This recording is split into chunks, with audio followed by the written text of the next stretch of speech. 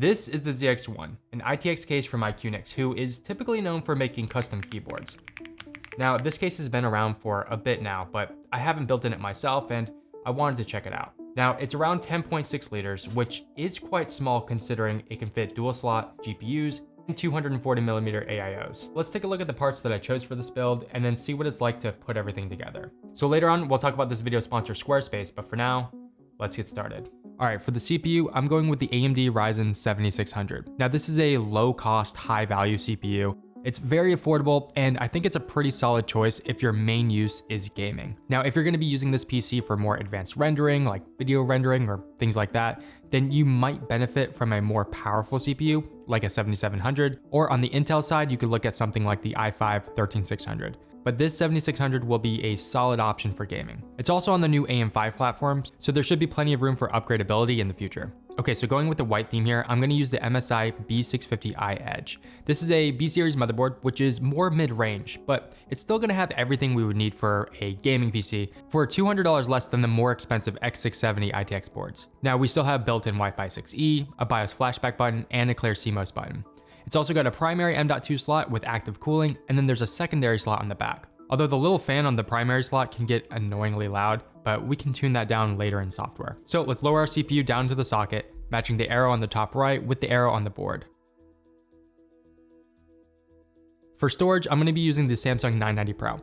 Now, this is probably overkill for this build. You could get away with something much cheaper like a 970 EVO. I happened to get a good deal on this during Amazon Prime Day, so that's why I'm gonna be using it, but storage is so much cheaper nowadays. So you can look at other options from Samsung or other brands like Crucial to find a good deal. For memory, I'm using 32 gigs of Corsair's Vengeance DDR5 6000 memory. Now, I wanted to go the white, of course, to match the aesthetic. And DDR5 6000 is considered the sweet spot for 7000 CPUs according to AMD. Now, I had a few questions about this before. 7000 series CPUs can run up to 5200 native, but they can also be overclocked up to 6400. So DDR5 6000 is considered the best compromise to cost, stability, and performance. Now, if you do plan to overclock, I would actually recommend getting some RAM with an Expo profile. I didn't have any available to me during the making of this video, but if you want to find some with Expo memory, I'll have some linked in the description. Now with our motherboard prepped, we can start moving everything to the case. And as I was saying at the top, this is the IQUNIX ZX1, and I think this is a really nice case. It's very sturdy. It's a thick unibody aluminum build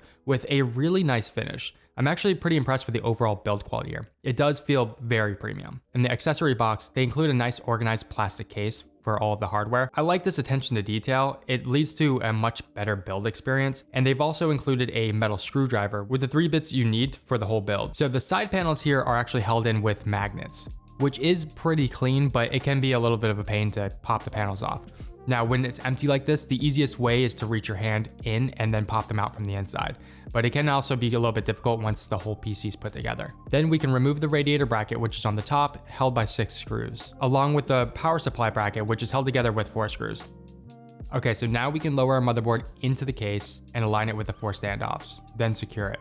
Now, there's a PCI Express riser cable that's included with the case. Unfortunately though, it's only PCI Express 3.0. This is a huge disappointment. I really wish that they would update this to be 4.0. So I had to actually dig up a PCI Express 4.0 riser cable that I used in a previous build for this one. Now, the one that I have is a little bit longer than the one that comes with the case, but luckily it's not causing me too much of an issue. So let's slot the PCI Express riser cable into the motherboard and then secure it on the other side with 2 screws. So let's actually start connecting up all the power supply cables. And for this build, I'm going to be using the ROG Loki 850 watt Platinum White Edition power supply.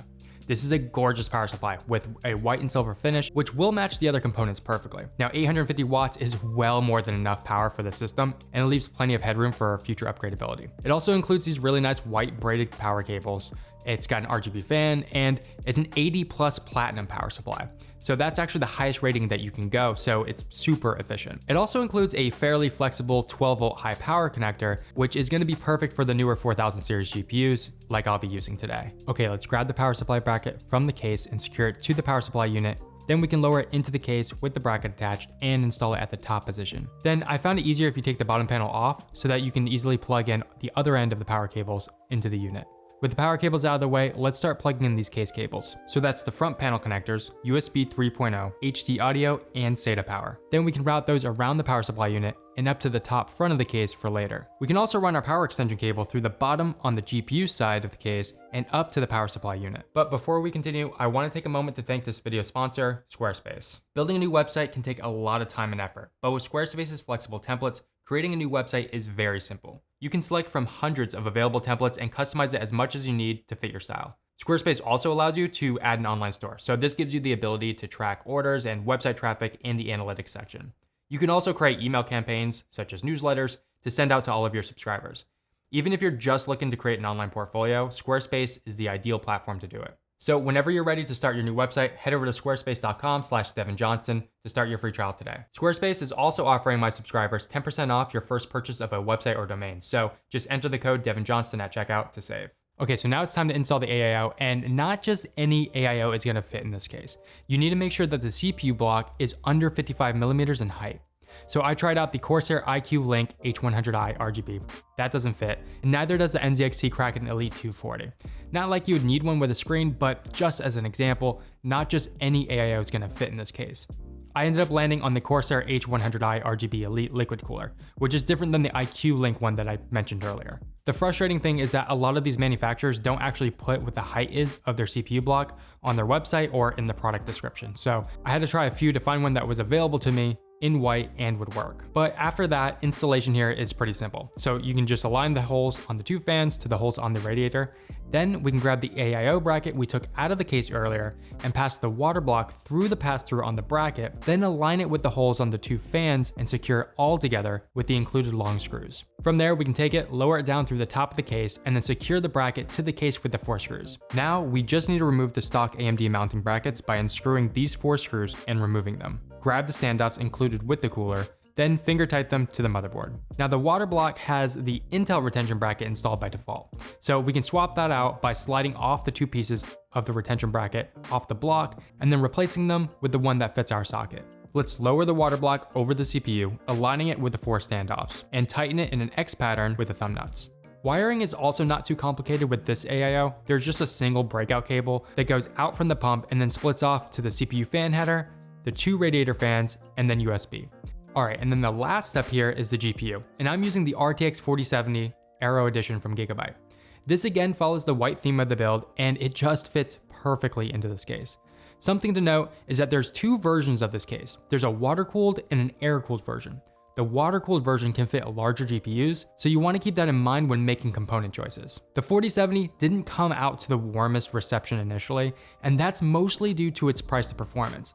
The main benefits here are the power efficiencies gained in this generation of GPUs, along with the different technology advancements in things like DLSS and frame generation, which are technologies that I definitely use almost anytime they're available, but will largely depend on you and what titles you want to play. 4K without any type of AI upscaling and just straight rasterization, you're gonna get around 34 frames per second. Now, that's only useful to get an understanding of the raw performance of this machine. In a game like this, there's no issue utilizing all of the features, and if you do, then you can get something much closer to 60 frames per second in 4K at high settings. Now, I think these cards are better suited for 1440p gaming, and at that resolution, with the 4070, I'm getting over 70 frames per second playing Starfield at ultra settings without using FSR. And if you want to go to ultra wide 1440p, you can expect around 60 to 70 frames per second on ultra settings with FSR. For Ratchet & Clank, I'm seeing over 130 frames per second in 1440p with everything completely maxed out, including DLSS and frame gen. Turning off the upscaling, and we're still looking at over 70 frames per second for just rasterization performance. Then over 100 frames on the ultra wide, again using DLSS 3. Since starting this build, AMD has also released some competing cards like the 7800 XT. This card is largely matched with the 4070 in terms of performance, but has a few major benefits. First is of course the price. The 7800 XT comes in at $100 cheaper than the 4070. Well, at least in the States. Now that might be different if you're in another country, but if you are able to get it at that lower price, that will make the 7800 XT a much more compelling option. It also has 4 gigs more VRAM at 16 gigs over the 12 on the 4070. But the 4070 again does have DLSS and frame generation. And if those are technologies that are in games that you like to play, then it's definitely worth considering still. So let's lower the GPU into the case and align it with the PCI Express port and slot it in. Depending on how tall your card is, you may need to detach the radiator bracket to give yourself enough room to plug in the power connector. Now, this looks like it would be putting too much pressure on the power connector, but these cables are pretty flexible, enough to where there's actually still a little bit of wiggle room between the cable and the AIO bracket. The last thing to do here is reattach the side panels, and that's the build complete. So I think the whole build turned out really clean. The all white aesthetic actually turned out better than I was expecting. There was some unintentional color matching as well with the coral accents on the motherboard that go perfectly with the coral accents on the case, tying everything together nicely. I'd say the most frustrating aspect of it was actually finding a liquid cooler that had the pump under 55 millimeters in height. This wasn't so much a fault of the case as it was with the AIO manufacturers not listing the spec on their site or description. And the SFX-L power supply makes for a pretty tight fit with the tubes coming out of the radiator. So if you're building this, I would recommend that you go with standard SFX if you can. Something like the Corsair SF750 or FSP 850 would work well here. As for fan noise, I'm getting around 42 decibels when gaming. Pretty reasonable in my opinion. This could be adjusted with some custom fan curves if you wanted, but yeah, that's what I'm getting with some of the presets available out of the box. Overall, I'm pretty happy with this build, but let me know what you think in the comments below. Thanks for watching, and I will see you in the next one.